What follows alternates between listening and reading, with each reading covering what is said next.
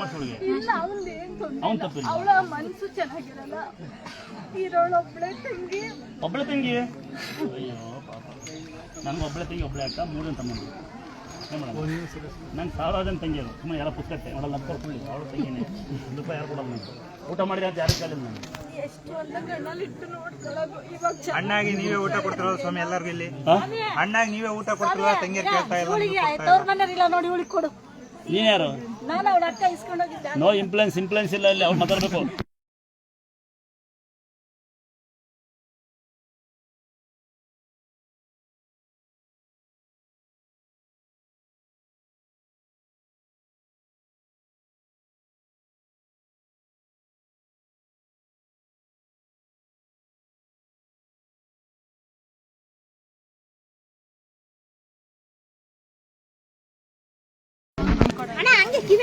ಕಿವೇ ಕೇಳಲ್ಲ ನೋಡು. ನಿಮ್ಮ ಮಕ್ಕಳೆಲ್ಲ ಅವ್ರೆ?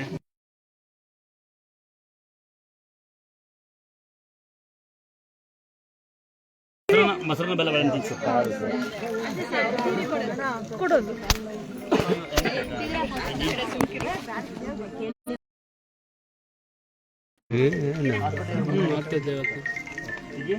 ಕನ್ಸಿರೆ ಕೊಟ್ಟಿನ ಆಗುತ್ತಾ ಬೈಕಂತೀಯಾ?